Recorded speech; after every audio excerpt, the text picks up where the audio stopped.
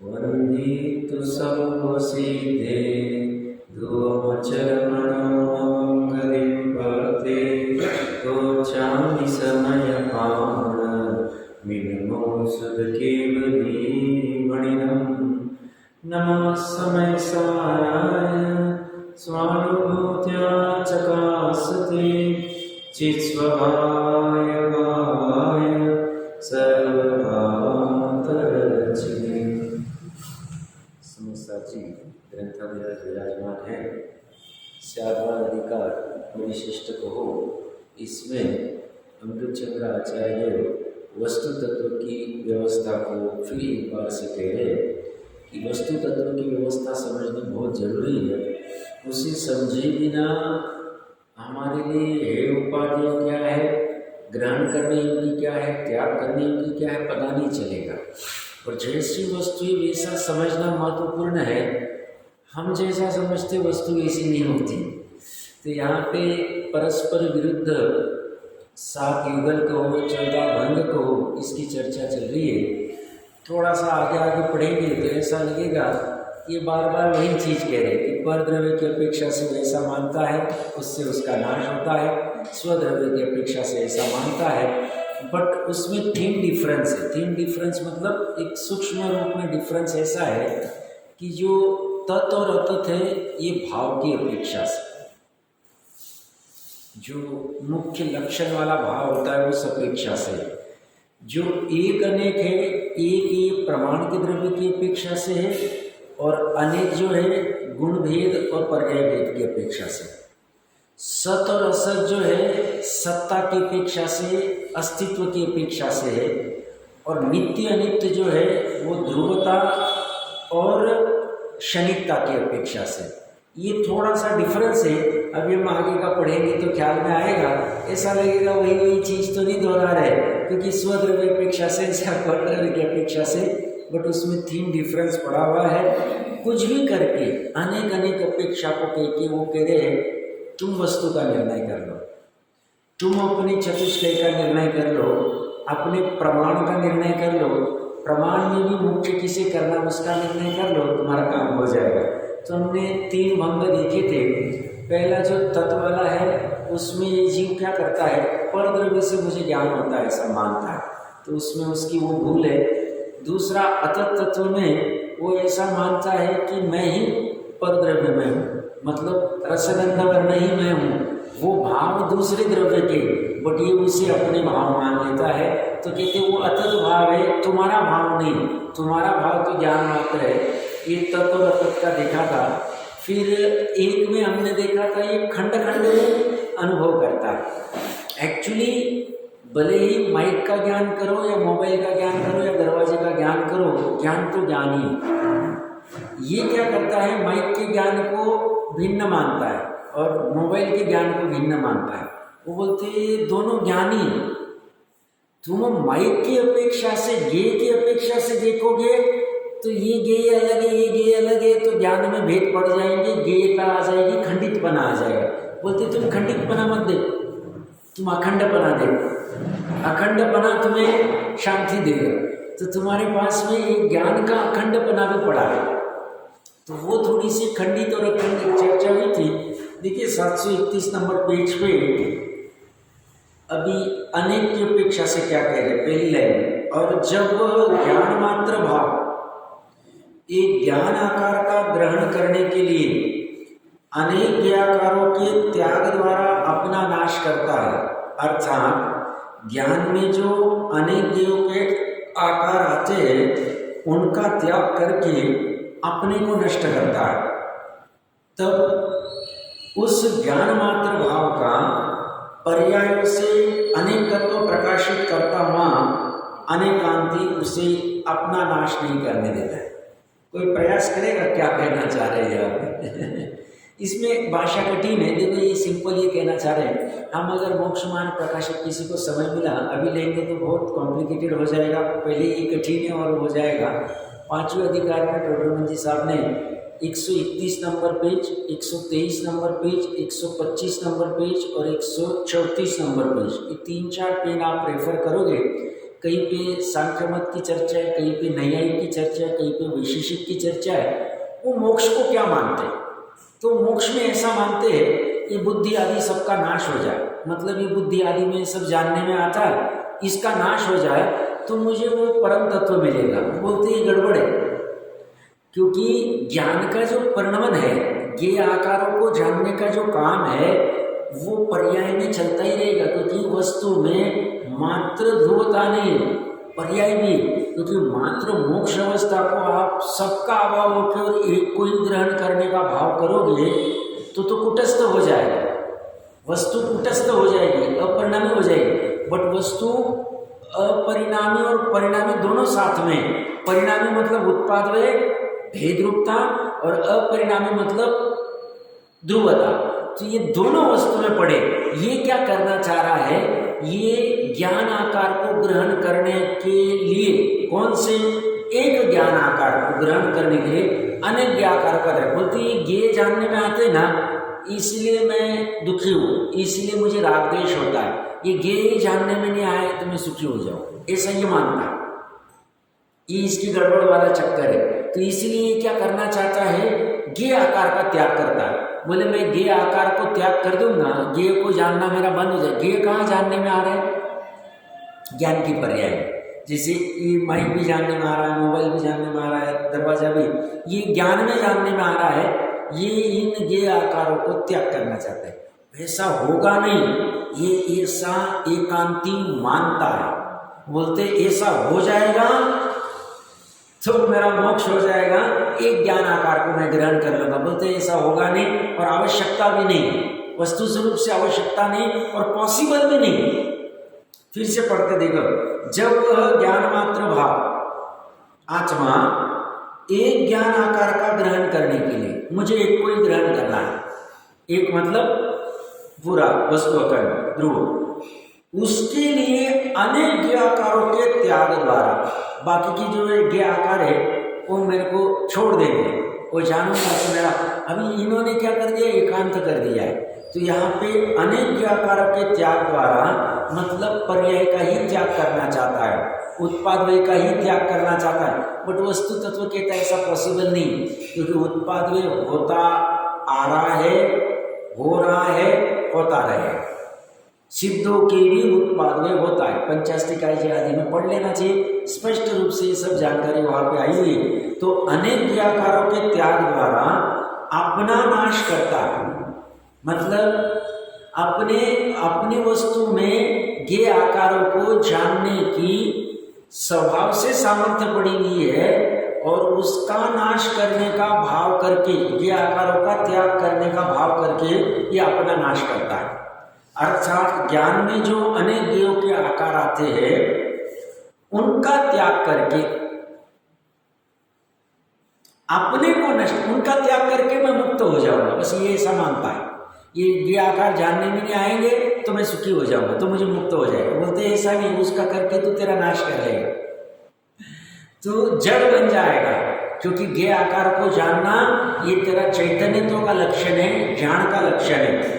ये त्याग करके अपने को नष्ट करता है, तब उस ज्ञान मात्र भाव का, उस आत्म भाव का, जानने मात्र भाव का पर्यायों से अनेकत्व प्रकाशित करता हुआ कि तुम्हारा आत्मा पर्याय से अनेक है, ऐसा प्रकाशित करता हुआ अनेकांती उसे अपना नाश नहीं करता है। मतलब तुम्हारी उत्पादों की पर्याय होती रहेगी, उसमें अनेकत्व आएगा और वो अनेकत्व जो है वह तुम्हें अपना नाश नहीं होने देगा, वो अनेकत्व प्रकाशित होगा। वैसे तो हमने पूर्व में भी पढ़ा था कि अनेक गुण और अनेक पर्याय, क्रमवर्ती पर्याय और एक साथ प्रवर्तमान गुण, ये सब अंश उस वस्तु में पड़े हुए हैं। इस तरह से उसे कह रहे तू अनेक रूप है, एक रूप नहीं है। तू इन ज्ञेय आकारों का त्याग करने के चक्कर में मत पड़ और तेरे पास अनंत गुण और अनंत पर्याय पड़ी हुई है।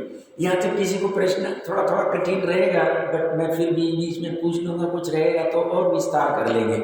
मैं थोड़ा डर भी रहा हूँ कि ज़्यादा विस्तार में कहीं एक विषय नहीं छूट जाए। देखिए आगे पांचवें इसमें अभी सतद्रव्य से और मतलब स्वद्रव्य से सत्ता है, पर द्रव्य से असत्ता है। ये 5 और 6 में चर्चा चलेगी।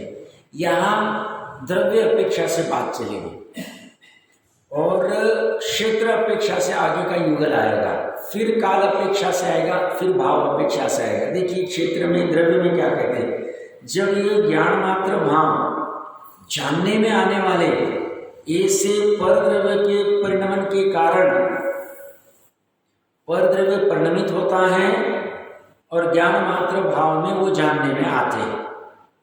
उसके कारण ज्ञातृ द्रव्य को, जानने वाले द्रव्य को पर द्रव्य रूप से मानकर, मतलब मैं जानने वाला द्रव्य हूं ऐसा न मानकर उसे पर द्रव्य रूप मानता है। पर द्रव्य रूप मानकर अंगीकार करके नाश को प्राप्त होता है। जैसे ही ज्ञातृ द्रव्य में जानने में आ रहा है धन, जानने में आ रहा है शरीर, जानने में आ रहा है मित्र, वो जैसे ही जानता है तो ज्ञातृ द्रव्य को, आत्म द्रव्य को, चेतन द्रव्य को वो पर द्रव्य रूप मान लेता है, पर द्रव्य रूप अंगीकार करता है। ये और मैं एक ही हूं, मैं और पुत्र एक ही हूं, मैं और मित्र एक ही हूं, मैं और शरीर एक ही हूं। ये तो सम्यक दृष्टि थे बलभद्र और नारायण, बट फिर भी इनका बहुत गाढ़ा प्रेम होता है। ये तो लक्ष्मण को जैसे पता चलता है कि ये राम काल कर गए, उसका ही काल हो जाता है। मतलब तो योग्यता की अपेक्षा से बात नहीं चल रही है, अपनी निमित्त निमित्ति की अपेक्षा से बात चल रही है। इतना गाढ़ा प्रेम भाई भाई के प्रति, वो भाई मानता है कि राम और मैं एक ही हूँ, वो अपने आप को पर द्रव्य में ही मानता है। आप समझना अच्छी सी बात है। तो ये से सभी नारायण और बलभद्र में होता है, प्रथमालोक से जानती है। तो ये ज्ञातृ मतलब अपने आप को आत्मा नहीं जानता है, अपने आप को मनुष्य रूप जानता है। आप कहेंगे यही चर्चा तो आप पूर्व में करके आएंगे, थोड़ा सा थीम डिफरेंस करना पड़ेगा अभी इसमें। ये अभी द्रव्य अपेक्षा से चल रहे, वो भाव अपेक्षा से चल रहे। अब करें क्या, वस्तु स्वरूप इतना सूक्ष्म है, स्थूलीकथन करना पड़ेगा, फिर सूक्ष्म में एकांत में शांति से समझना पड़ेगा। तो यहाँ पे ज्ञातृ द्रव्य को पर द्रव्य रूप से अंगीकार करता है, पर द्रव्य रूप से मानता है। ये और मैं एक ही हूँ। टोडरमल जी साहब ने तीसरे अधिकार में विस्तार से लिया, वहां से देख लेना चाहिए सरल भाषा में। वह अंगीकार करके नाश को प्राप्त होता है।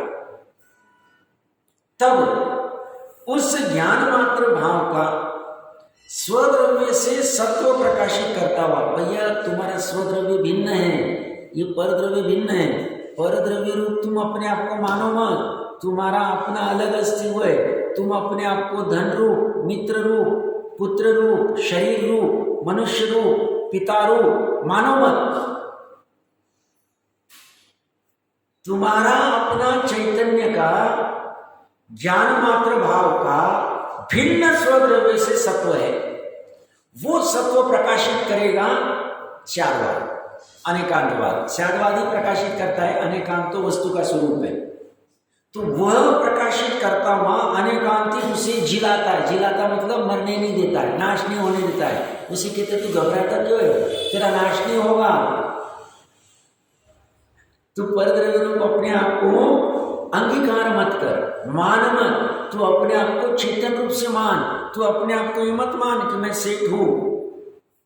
तू अपने आप को परद्रव्य रूप मत मान, क्योंकि सेठ ये परद्रव्य है। दो द्रव्य की मिलके पर्याय बनी है और उसको उपचार से सेठ नाम दिया है, धनवान नाम दिया है, आदि आदि रूप में द्रव्य अपेक्षा से मैं कथन कर रहा हूं। तो इसमें ये चला जा रहा है, इसका ज्ञान तत्व ओझल हो जा रहा है, उसका नाश हो रहा है। उसे कहते हैं नाश मत कर, तू स्वद्रव्य से तेरी भिन्न सत्ता, तू परद्रव्य से अपनी सत्ता को मत मान। बहुत सी जीवों का हो जाता है ना, ये मतलब ये परद्रव्य को परद्रव्य रूप मानकर, मतलब ये द्रव्य रहेगा तो ही मेरी सत्ता रहेगी, ये नहीं रहेगा तो मेरा नाश हो जाएगा। धन नहीं रहेगा तो मेरा नाश हो जाएगा, शरीर नहीं रहेगा तो मेरा नाश हो जाएगा। ये बोलते स्वद्रव्य से तेरी सत्ता है, तू ये जान। दवाई नहीं खाऊंगा तो मेरा नाश हो जाएगा, भोजन नहीं करूंगा तो मेरा नाश हो जाएगा। परद्रव्य से सत्ता मानता है अपनी, और आगे की इसमें देखिए थोड़ा सा वापस अभी डुप्लीकेशन होगा, मैंने पहले ही कहा है। और जब वह ज्ञान मात्र भाव सर्वद्रव्य में ही हूं, ऊपर क्या कर रहा है, ज्ञातृ द्रव्य को पर द्रव्य रूप मान रहा है, यहाँ पे क्या कर रहा है, सर्व अन्य द्रव्य को अपने रूप मान रहा है। सर्वद्रव्य में ही हूं अर्थात सर्वद्रव्य आत्मा ही है। इस प्रकार पर द्रव्य को ज्ञातृ द्रव्य रूप से मानकर अंगीकार करके अपना नाश करता है, तब उस ज्ञान मात्र भाव का पर द्रव्य से असत्व प्रकाशित करता हुआ, पहले अपने को धन रूप मान रहा था, अभी धन को अपने रूप मान रहा है। पहले अपने को शरीर रूप मान रहा था स्वद्रव्य में, अब पर द्रव्य से वह अपने मतलब पर द्रव्य को अपने रूप मान रहा है। ये दोनों में चलेगा ना, थोड़ा सा डुप्लीकेशन होगा, बट ये कह रहे एक स्व अपेक्षा से और एक पर अपेक्षा से, दोनों की हम कथन कर रहे हैं, दोनों का कथन कर रहे हैं। और ऐसा हो जाता है, आप कहीं सी भी लो तो थोड़ी सी इसमें क्या है, थोड़ी सी गुटाई भी चले, स्वरूप में भी ऐसा ही है। और बात अन्य अन्य अपेक्षा से वही कहना चाहेंगे कि तुम अपने द्रव्य का निर्णय करो और अपना द्रव्य का निर्णय करके उससे भिन्न सब पर द्रव्य ऐसा निर्णय करो। अपने भाव का निर्णय करो और उससे सभी भिन्न भाव पर भाव है ये निर्णय करो। तुम अपने एक स्वरूप का निर्णय करो और अनेक स्वरूप का भी निर्णय करो। तुम अपने नित्य स्वरूप का भी निर्णय करो, अनित्य स्वरूप का भी निर्णय करो। ये निर्णय करना पड़ेगा। ये लगता है ऐसा इजी भी, मतलब एक दो चार लाइन में क्या है साहब, और इसमें भाव बहुत बड़े। अब मैं तो अपनी शक्ति प्रमाण प्रयास करूंगा कभी बट इसमें तो स्वयं को ही थोड़ा सा विचार करना पड़ेगा। जब ज्ञान मात्र भाव सर्वद्रव्य में ही हूं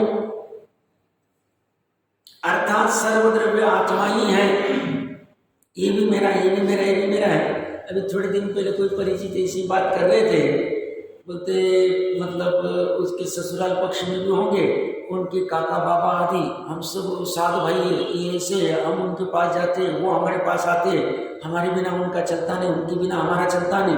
तो ये क्या कर रहा है, पर द्रव्य में अपने को हमारा बहुत ही अंगीकार कर लेता है। ये ऐसा फैलाता जाता है, मतलब दूर दूर का उसका पड़ोसी भी होगा तो उनका और हमारा बहुत प्रेम है, वो भी हमारे शादी ब्याह में आते, हम भी उनके शादी ब्याह में जाते हैं। अब वो किसके किसका क्या कह रहे हैं, ये इतना जोड़ता जाता है, इतना अंगीकार करता जाता है कि इसे भान ही नहीं होता है कि मेरा चतुष्टय क्या है और मेरे से भिन्न चतुष्टय क्या है, मेरी सीमा क्या है, मेरे द्रव्य क्षेत्र काल भाव की सीमा क्या है और पर की सीमा क्या है, ये समझ में नहीं आता। एक मेक मिक्स करता जाता है, गुड़ और गोबर को एक करता जाता है, भेद नहीं करता है। भेद करना है, भेद ज्ञान के लिए वस्तु तत्व की व्यवस्था बता रहे हैं। तो ये क्या कर रहा है, सर्वद्रव्य आत्मा ही है, ये भी मेरा, ये भी मेरा, ये भी मेरा, मेरे को ये भी चाहिए, ये भी चाहिए, ये भी चाहिए, तो बोलते सबको अंगीकार कर रहा है। इस प्रकार पर द्रव्य को ज्ञातृ द्रव्य रूप से मानकर अंगीकार करके अपना नाश करता है, तब उस ज्ञान मात्र भाव का पर द्रव्य से असत्व प्रकाशित करता हुआ, अनादिकाल से पर द्रव्य में मेरा सत्व नहीं और पर द्रव्य से मेरा असत्व है। मेरा सत्व, मेरी सत्ता, मेरा अस्तित्व, मेरा सत्पना मेरे द्रव्य से। कितना है मेरा द्रव्य, वर्तमान में शरीर प्रमाण, शरीर में जहां जहां ज्ञान है उतना ही मेरी सत्ता है। बट ये क्या करता है, ऐसी सत्ता को न मान के शरीर की सत्ता को भी अपनी सत्ता मानता है, और शरीर की सत्ता मानी तो शरीर के रिलेटेड जो भी बाहर में धन आदि की सत्ता है, प्रॉपर्टी आदि की सत्ता है, घर आदि की सत्ता है, इनमें भी इनको अपने रूप से लेता है और ये अपने को इनके रूप करता है। बस ये इसका झमेला चल रहा है।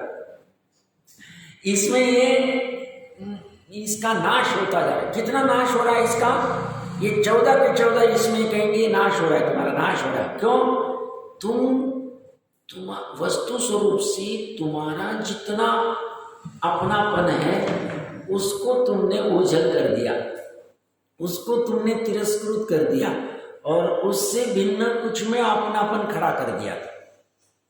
उसको तुमने अपना मान लिया, ये तुम्हारी भूल है। मैंने थोड़े दिन पहले उदाहरण लिया था, मान लो समय चिकल के लिए 100 लोगों की यात्रा गई और सबकी बैगें समान है। अब सबकी बैगें समान है, उसमें अपनी एक ही बैग है। अब वो बैग अगर हम नहीं ग्रहण करेंगे तो अपने को जो उसमें से वस्तु चाहिए, वस्त्र आदि जो भी कुछ चाहिए, वो मिलेंगे नहीं। हम दूसरे की ग्रहण करेंगे तो वो डांट लगाएगा, भैया तुम मेरी वस्तु को क्यों ले रहे हो। तो हमारा काम क्या है, इतनी सारी वस्तुओं में अपनी वस्तु को ढूंढना। अब ये तो सभी बैगें एक जैसी, यहाँ पे जैसे ये कह रहे ना, सर्व भावों के स्वभाव से अद्वैत हो रहा है, पूरे विश्व में अनेक भावों से भरे, इसी चक्कर चल रहा है। वो जो बैग का स्थूल उदाहरण दिया, हमारा भी इसी हो रहा है। हम अपने भाव को ही पकड़ नहीं पा रहे और अन्य भाव को ही अपना रहे। तो कह रहे भैया ये परद्रव्य का भाव है और ये स्वद्रव्य का भाव है। तुम स्वद्रव्य के भाव को परद्रव्य रूप कर रहे हो, परद्रव्य के भाव को स्वद्रव्य रूप कर रहे हो, तुम्हारी भूल हो रही। तुम्हें लक्षण से पकड़ना पड़ेगा। लक्षण क्या है, तो पुद्गल का लक्षण रसगंध वर्ण। जहां रसगंध वर्ण है दिमाग नहीं लगाना, ये परद्रव्य खत्म कर। अभी भूमिका अनुसार यूज करना, भूमिका अनुसार उसका भोग भोगना। अभी 5 इंद्रिय के विषय छूटे नहीं। और श्रद्धा में क्या रखना, ये परद्रव्य, इनका कब तक भोग भोगूंगा, मेरा स्वभाव तो इनको भोगने का है ही नहीं, इनको ग्रहण करने का है ही नहीं। अब कमजोरीवश मुझे इन सब का ग्रहण करना पड़ता, बट इसे मानना कि नहीं मानना अपना तो रूप से, ये तो मेरे श्रद्धा में मेरे पे डिपेंड है। मैं मानता क्या हूँ, मैं कैसे अंगीकार करता हूँ। तो मैं अगर यथार्थ जैसा है वैसा मानूं और अंगीकार करूं तो मुझे कोई बाधा नहीं। मैं फिर कीचड़ में कमल की भांति रह सकता हूँ। और मैं अगर ऐसा नहीं मानूं तो मेरा तो फिर नाश होगा और मेरा कर्म बंधन होंगे, मिथ्यात्व होगा, अज्ञान होगा, संसार बढ़े। ये इन्होंने एकदम वस्तु स्वरूप को टच में नजदीक जाके बात कर रहे हैं एकदम। अभी एकदम फाइननेस आ रहा है, क्योंकि बोले 415 गाथा में तो बहुत सारी चर्चा आ गई। अभी इसमें हम थोड़ी सी सूक्ष्म चर्चा कर लेंगे बोलते। तो यहाँ पे ये परद्रव्य को ज्ञातृद्रव्य रूप मानना, अंगीकार करके अपना नाश करना, यह यथार्थ नहीं है। तब परद्रव्य से असत्व प्रकाशित करता हुआ, परद्रव्य से वर्तमान में भी असत्व है। अभी जैसे मैं अगर अपने घर को अपना घर मानूं, अपना घर कहना भी ये लौकिक भाषा की अपेक्षा से कह रहा हूं। कोई पर्टिकुलर घर को मैं अपना घर मानूं, कोई पर्टिकुलर गाड़ी को मैं अपनी गाड़ी मानूं, उस मेरे मानने से वो परद्रव्य वो मेरा नहीं हो जाए। वो रसगंध वर्ण का भूमिका अनुसार मुझे घर खरीदना पड़ेगा, गाड़ी खरीदनी पड़ेगी, जैसा जो भाव होगा उसकी बाधा नहीं चल रही, बात मानने की बात चल रही, अंगीकार करने की बात चल रही। अब वो गाड़ी तो कहती नहीं कि तुम मुझे अपनाओ, मैं क्या कर लेता हूं उसमें, यहां पे मेरी भूल हो जाती, यहीं पे मैंने तो घर और गाड़ी का छोटा उदाहरण दिया, ऐसे सब में लगा दिया। आज जैसे होते ना, अपने मोबाइल को कोई हाथ लगाता नहीं, सब हाथ नहीं लगा, देखना नहीं, उसका पासवर्ड मैं दूंगा नहीं। क्यों? क्योंकि उसमें हमने अपनत्व कर दिया, उसमें कुछ चीजें हमने लिख के रख दी। हमारा ये कह रहे इसमें हम अपना नाश कर रहे, वो वस्तु आ जाए और हमने वहां खड़ा कर दिया। इसी सब में ये घटित कर लो, ये चल रहा है, ये हो रहा है, अभी तुरंत छूटेगा नहीं। अभी तो पहले हम पढ़ रहे, सुन रहे, समझ रहे, विचार कर रहे, फिर एक बार विचार से नहीं होगा, 25 बार विचार करना पड़ेगा। फिर अभी हम चर्चा में 2-4 चीजों पे घटित कर रहे, मोटी मोटी चीजें, शरीर, धन, पुत्र आदि, इसको फिर सब में लगाना पड़ेगा। और फिर सब में लगा के, जैसे आचार्य देव की भाषा में 3 लोक 3 काल, कृत कार्य अनुमोदन मन वचन काल, समस्त चेतन अचेतन, समस्त अंतरंग बहिरंग परिग्रह का निरावलंबी होकर, और फिर अपनी वस्तु का जो निर्णय किया है इसे तत्व विचार करके उसमें लीनता करता है, और परद्रव्य आदि से अपनी नास्ति कर देता है। परद्रव्य से अपना सत्व, परद्रव्य से अपना क्षेत्र, परद्रव्य से अपना काल, परद्रव्य से अपना भाव आदि सबका अभाव, मतलब सब में उदासीनता करता है, अभाव नहीं करता, उदासीनता हो जाता है, निर्लिप्त हो जाता है। उसके भाव में परद्रव्य के संदर्भ में ऐसा कुछ आता ही नहीं, क्षेत्र के संदर्भ में कुछ करने का भाव ही नहीं। ये उसका निचोड़ा है, उसका फायदा होगा। इतना करके क्या कि उसमें कहेंगे कि एक बार के लिए मैं कौन हूँ ये मुझे पता चल जाए। मैंने थोड़े दिन पहले कहा था, अभी किसी को बताने के लिए भी वो प्रसंग आया था और मैंने उनको लिंक भी भेजी थी। आइंस्टाइन करता है, इतनी सब खोज करने वाला कौन सा तत्व है, यही मैंने खोजा नहीं। मैंने खोजे तो बहुत कर ली, बट उसके अंत समय में पत्रकार ने प्रश्न पूछा कि भाई अगले भाव में अब क्या बनना चाहो? तो बोलते मैं प्लम्बर बनना चाहूँगा, बट ये खोज करने वाला कौन है ये मैं खोजना चाहूँगा। खोज करने वाला मतलब जो ज्ञान तत्व है, जो स्व तत्व है, जो मैं तत्व, ये खोजना भूल गए। तो ये कोई कम मतलब हीन काम नहीं, इससे ऊंचा और कोई दूसरा काम ही नहीं। ये काम अगर अंतर्मुहूर्त के लिए हो जाए, मैं की खोज हो जाए, ये अपने वस्तु तत्व की, क्योंकि क्या है आत्म वस्तु की प्रसिद्धि के लिए ये बता रहे। अज्ञानी को आत्म वस्तु की प्रसिद्धि नहीं है, और आत्म वस्तु की प्रसिद्धि करने के लिए पूरी चर्चा चल रही है। ये अगर हमारे घंटों की, सालों की, महीनों की मेहनत करके अगर अंतर्मुहूर्त के लिए हमें आत्म वस्तु की प्रसिद्धि हो जाए निश्चय से, अपना काम, अपना संसार खत्म हो जाए, संसार खत्म, दुख खत्म हो जाए परम। तो इसके लिए कर लेना चाहिए, इसके लिए फिर सब कुछ करना पड़े। अमृतचंद्र की भाषा के लिए मरण आए तो चलेगा, 6 माह के लिए तो ये करके दे। इसको ऊपरी ऊपरी नहीं करना पड़ेगा। हमारी तो कोई लिमिटेशन है, हम बहुत ज्यादा भी विस्तार में नहीं जा सकता है, फिर उसका वो सैंटिटी निकल जाती है, मतलब उसमें मजा नहीं। आपको अलग से उसको करना है। हम देखते कैसे कर रहे, तो ये कह रहे ये अनेकांति उसका नाश होने था, मतलब आत्मा परद्रव्य रूप से नहीं है, इस प्रकार प्रकट करता है। वर्तमान में ही हम परद्रव्य रूप से नहीं है। जब यह ज्ञान मात्र भाव पर क्षेत्रगत, पर क्षेत्र में रहे हुए ज्ञेय पदार्थों के परिणमन के कारण पर क्षेत्र से ज्ञान को सत मानकर, पर क्षेत्र से ज्ञान को सत मानकर मतलब पर क्षेत्र में मेरी सत्ता है ऐसा मानकर, पर द्रव्य से पर द्रव्य को अंगीकार करके, मतलब स्वद्रव्य से नास्ति कर दी, उसने नाश कर दिया। यहाँ पर क्षेत्र से ज्ञान को सत मानकर, पर क्षेत्र से ज्ञान को सत मानकर मतलब अभी पर क्षेत्रगत ज्ञेय पदार्थ पड़े, जैसे अभी अच्छे समझना, जहां मेरा आत्मा का प्रदेश है वहीं पे मेरा हड्डी मांस आदि पड़ा हुआ है, सप्त धातु प्रत्येक जीव के पड़े। अब वो है स्व क्षेत्र में नहीं है, क्योंकि स्व क्षेत्र को कितना है मेरा, जहाँ ज्ञान है वो उतना ही मेरा स्व क्षेत्र है। हड्डी मेरा स्व क्षेत्र नहीं है। हड्डी भले ही एक क्षेत्रागाह पड़े हुए आकाश के प्रदेश के ऊपर, बट भिन्न है। अब उस हड्डी में या खून में कुछ गड़बड़ हो जाए उस पर क्षेत्रगत परिणमन में, ये उसे अपने में हुआ मानता है, मुझे ही हो गया ऐसा मानता है। पर क्षेत्रगत ज्ञेय पदार्थों के परिणमन के कारण पर क्षेत्र से ज्ञान को सत मानता है, मतलब आत्मा का अस्तित्व पर क्षेत्र से मानता है। मेरा खून अगर 12 का रहा तो अच्छा है, 8 हो गया तो कुछ गड़बड़ हो गई, उपाय करना कि नहीं करना वो बात नहीं चल रही। वो पदार्थ, वो ज्ञेय पदार्थ पर क्षेत्र में पड़ा हुआ है, वो मेरा नहीं है, ये मान रहा है मुझ में हो रहा है। शरीर में कैंसर की घटान हुई है, ये मान रहा है मेरे आत्मा में मुझे ही कैंसर हो गया। शरीर बुखार, शरीर तप्तायमान हुआ है, ज्ञान में उस उष्णता का ज्ञान हो रहा है, वो शरीर पर क्षेत्र है, बट वो अपने में हुआ मान रहा है, उससे अपने को सत्य मानता है।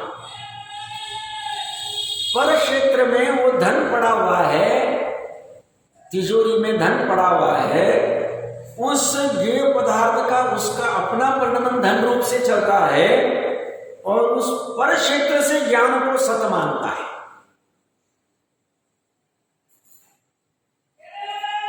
इससे मेरी सत्ता है, ये धन रहेगा तो मेरी सत्ता है, पर क्षेत्र से मेरी सत्ता है, ऐसा मानकर अंगीकार करके नाश को प्राप्त होता है। शरीर का जितना भी रसगंध वर्ण, जहां भी आहार वर्गना, औदरिक वर्गना है, पादरिक शरीर का, उतने में ये पर क्षेत्र है, इसे स्व क्षेत्र मान लेना और इसको अंगीकार करके नाश को प्राप्त होता है। तब उस ज्ञान मात्र भाव का स्व क्षेत्र से अस्तित्व प्रकाशित करता हुआ अनेकांति उसे जिलाता है, नष्ट नहीं होता है। सदाशिवदास जी ने संलेखना अधिकार लिखा है, बहुत अच्छा है। मृत्यु महोत्सव पाड़वी भी चल रहा है वहाँ पे, तो वहाँ वो कहते हैं शरीर और उसका भिन्नता कर दे। तो शरीर तो नाश हो रहा है, तू रो क्यों रहा है, तू भयाक्रांत क्यों हो रहा है, तू खेद क्यों कर रहा है, तू विषाद क्यों कर रहा है, तू तो चेतन है, तू तो अमूर्ति की, तू तो अविनाशी है।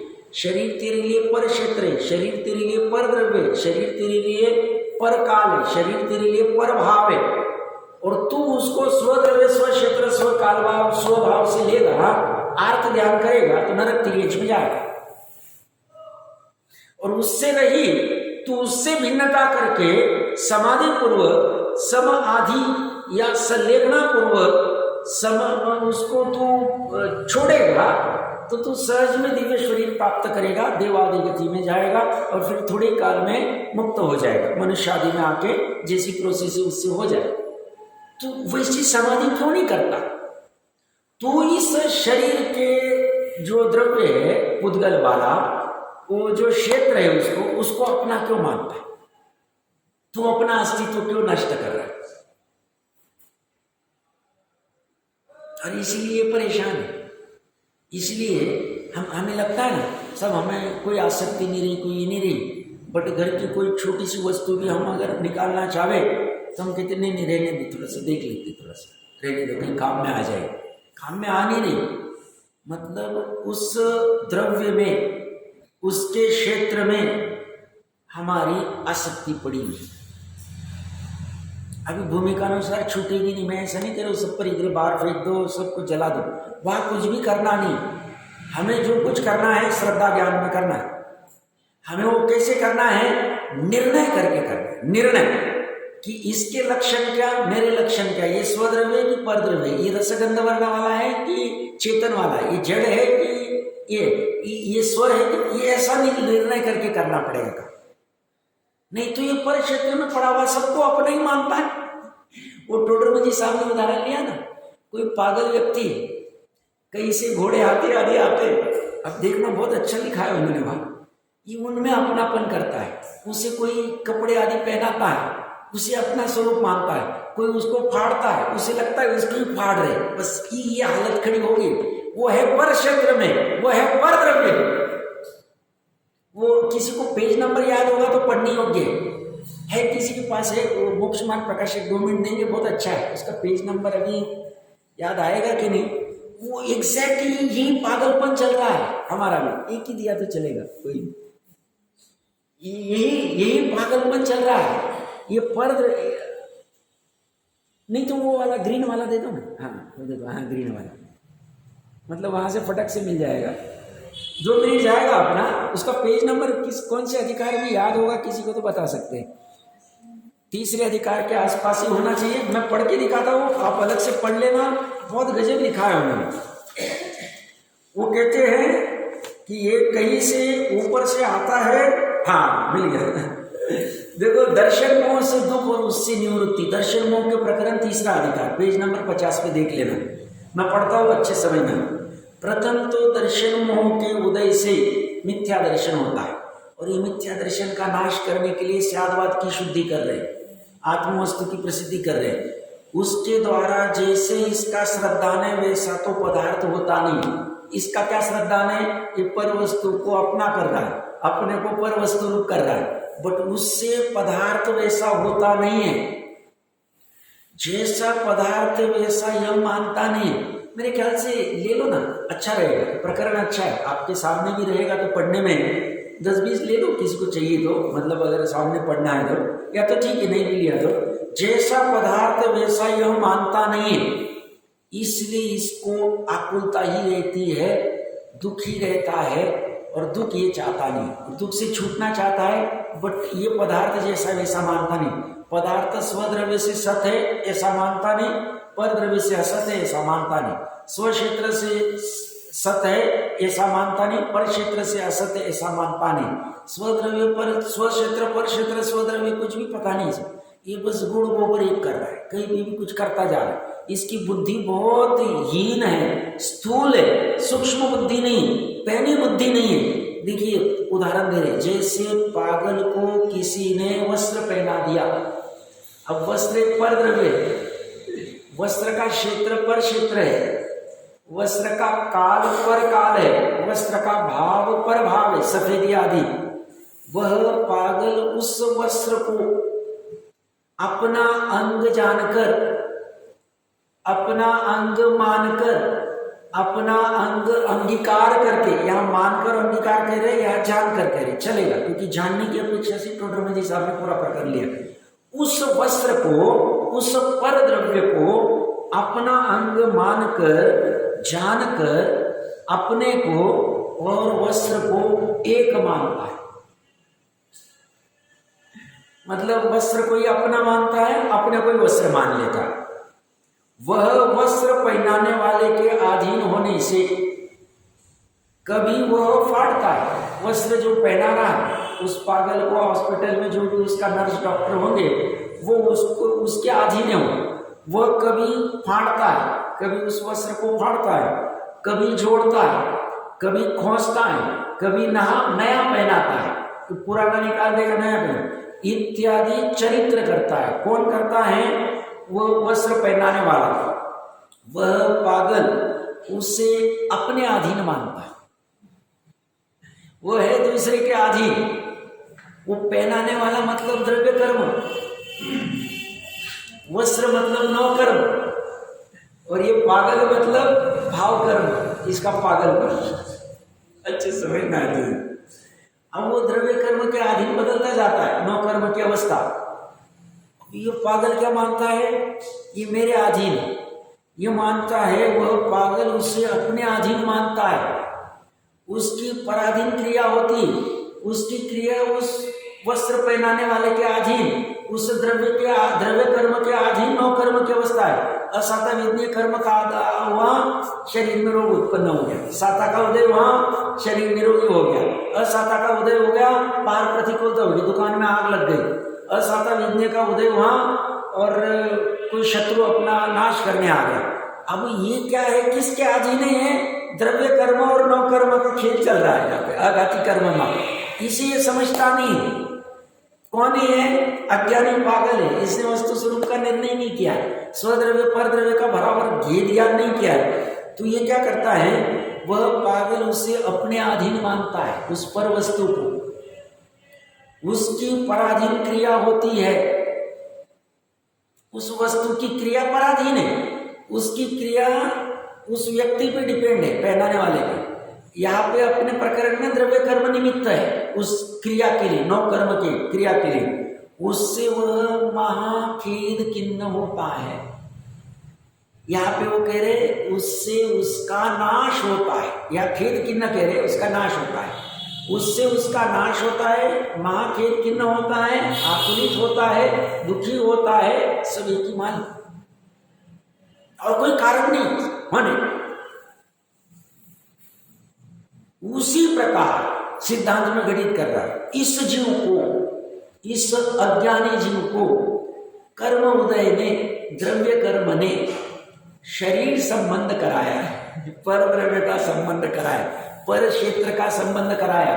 हड्डी में कुछ प्रॉब्लम आ गया तो बौखला जाता है, खून में कुछ प्रॉब्लम आ गया तो बौखला जाता है, यहां कुछ होता है। मैं उपाय नहीं करना, ये बात नहीं कह रहा हूं मैं, श्रद्धा से उसका इतना एकत्व है कि मुझे हो गया, बस इसकी चर्चा चली। तो यहां पे कर्म उदय ने शरीर संबंध कराया है। यह जीव उस शरीर को अपना अंग जानकर, मैं इस टॉपिक को, इस हेवी टॉपिक को लाइट करने के लिए ले रहा हूं, मतलब आप समझना, एक उदाहरण से बराबर पकड़ में आएगा। यह जीव उस शरीर को अपना अंग जानकर, अपना अंग मानकर, अपना अंग अंगीकार करके अपने को और शरीर को एक मानता है, स्वद्रव्य को और परद्रव्य को एक मानता है, स्वद्रव्य और परद्रव्य में भेद नहीं करता है। बराबर प्रसिद्धि नहीं करता है, अपने आत्मद्रव्य की प्रसिद्धि नहीं करता है, पर से भिन्न वह शरीर कर्म के अधीन, द्रव्य कर्म के अधीन कभी कृश होता है, कभी स्थूल होता है। एक कहता पतला हो गया, तुम्हारा चेहरा ऐसा क्या हो गया, तुम्हारे हाथ ऐसे क्या हो गए, स्किन ऐसी क्या हो गई, फलाना ऐसा क्या हो गया। ये परेशान हो जाता है, क्या हो रहा है मेरे को समझ में नहीं आ रहा।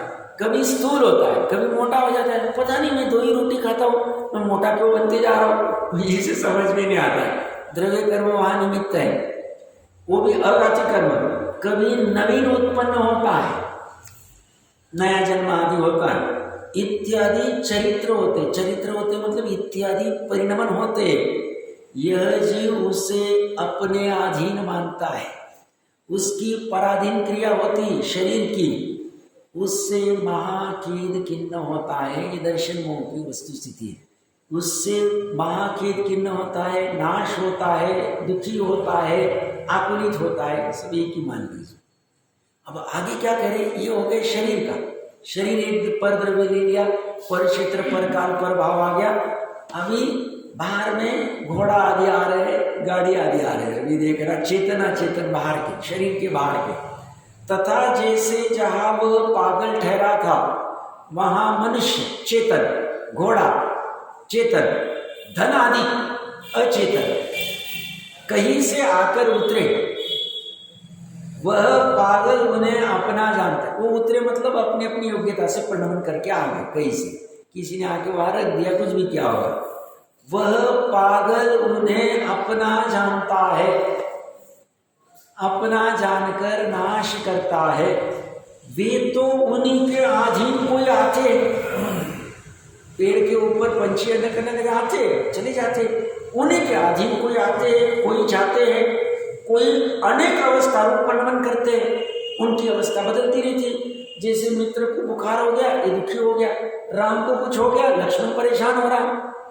अब वो राम की अवस्था अपने स्वयं से हो रही, लक्ष्मण बैठे बैठे परेशान हो रहा। शलाका पुरुष होते हुए भी हालत देखो किसी गंभीर हो रही। तो उन्हीं के अधीन कोई आते हैं, कोई जाते हैं, कोई अनेक अवस्था रूप परिणमन करते हैं, उनकी अवस्था भी बदलती जाती है। बाहर में स्त्री पुत्र मकान दुकान आदि की अवस्था बदलती जाती है। कभी बहुत धन आ जाता है, कभी खत्म हो जाएगा, पता ही नहीं चला। 10 साल इतना पैसा आ गया, कहाँ चला गया, कैसे उड़ गया। तो ये उनकी पागल उन्हें अपने अधीन मानता है। हाँ, कोई आते कोई जाते, कोई अनेक अवस्था रूप परिणमन करते हैं, वह पागल उन्हें अपने अधीन मानता है। उनकी पराधीन क्रिया हो तब खेद किन्न होता है। उसी प्रकार यह जीव जहां पर धारण करता है, मनुष्य में रहो या वो राजा विष्ठा में उत्पन्न हो गया तो कीड़ा रहो, या और कहीं भी रहो, देवगति रहो, नरक जाओ, वहां स्वयमेव पुत्र घोड़ा धनादि कहीं से आकर प्राप्त हुए। ये कहीं से आते, पुण्य के उदय से धन आता है, पुत्र घोड़ा यदि जो भी घोड़ा था, अभी गाड़ी आ गई, जो भी हो गई, यह जीव उन्हें अपना जानता है, अपना मानता है, अपना अंगीकार करता है। वे तो उन्हीं के अधीन कोई आते हैं। कई चर्चा चलती थी कि कोई व्यक्ति के मतलब बड़ा परिवार था, 50 60 70 साल पहले की बात होगी, 6 भाई थे और उनके पास बहुत धन था, साहूकार के आदि, बहुत अच्छा काम था, मतलब मार्केट में हो जाएंगे तो मार्केट खुलता था, ऐसी अवस्था थी। और फिर कोई ऐसी किसी ने अपना माल लाया उनके घर पे और ट्रक खड़ी की, और उस व्यक्ति ने सहज घर वालों को कहा ये ट्रक खरीद लो, आपको इतना माल वाल रहता है तो आप ही ले लो, मुझे बेचनी है। तो उन्होंने कहा ठीक है। देखो उनके घर का कोई सदस्य उस गाड़ी पे स्टीयरिंग पे बैठा था, छोटा सदस्य 2-4 साल का होगा, 5 साल का। तो बोलते देखो कितना है, आप ही ले लो ये गाड़ी। तो उन्होंने ले ली और वो गाड़ी आई और 2-4 साल में इनका पूरा 12 बज गए, पूरा पैसा खत्म हो गया धन का। ये बोलते वो गाड़ी की वजह से हमारा धन चला गया। वो गाड़ी अपनी योग्यता से आई, 2-3 साल में आई और चली गई। ये बोलते उसकी वजह से नहीं हो रहा है, ये द्रव्य कर्म का आसाता विज्ञान का उदय आता है, उसके निमित्त से उसकी वो गाड़ी आनी आती है, जानी जाती है, धन का जाना जाता है, ये सब और खेद कितना होता है, महाखेद कितना होता है, ऐसा है नहीं। ये तेरे स्वयं पुत्र घोड़ा धनादि कैसे आकर प्राप्त होते, पुण्य के उदय निमित्त और वो आके प्राप्त होते। यह जीव उन्हें अपना जानता है, वे तो उन्हीं के अधीन कोई आते कोई जाते, कोई अनेक अवस्था रुक आते, कोई आते कोई जाते, मतलब आए 6 महीने आए, डाइवोर्स ले लिया चले गए, कोई क्या करते कोई क्या करता नहीं। इतने सब प्रसंग हो रहे, कहाँ से हो रहे, ये सब पूरा साइंस है। हमें वो कर्म दिखते नहीं, हमें तो वो व्यक्ति दिखता है, वो आ रहा है जा रहा है, कुछ कर रहा है, कुछ उसकी अवस्था हो रही। बोलता है कोई अनेक अवस्था रूप वर्णन करते हैं, यह जीव उन्हें अपने अधीन मानता है और उनकी पराधीन क्रिया हो तब खेद खिन्न होता है। और बस अमरीश चंद्र देव ने ये तेरे वस्तु स्वरूप का ये असमझ जो है, पर द्रव्य को स्वद्रव्य रूप, स्वद्रव्य को पर द्रव्य रूप, पर क्षेत्र को स्व क्षेत्र रूप, स्व क्षेत्र को पर क्षेत्र रूप, ये तो अंगीकार करता जा रहा है। इसमें तेरी भूल हो रही है, इस भूल को सुधार। थोड़ा सा ऐसा लगेगा एक ही चीज को दोहरा रहे हैं, बटा मोटा मोटा स्थूल मैंने महत्वपूर्ण उदाहरण ले लिया। मेरे ख्याल से इससे अभी थोड़ा इजी जाएगा, सरसरी नजर से ही देखेंगे हम, क्योंकि मेन तो अपना शरीर मकान दुकान इसी से है, फिर और सूक्ष्म में तो फिर चलता जाए, फिर तो बहुत सारी चीजें। यहाँ पे इसकी 2 मिनट आज का समय आ गया है, 2 मिनट के लिए आगे की 2 लाइन वहां से पढ़ ले तो मोक्ष मार्ग प्रकाशक से। या कोई कहे किसी काल में शरीर की और पुत्रादि की क्रिया इस जीव के अधीन भी तो होती जाती है।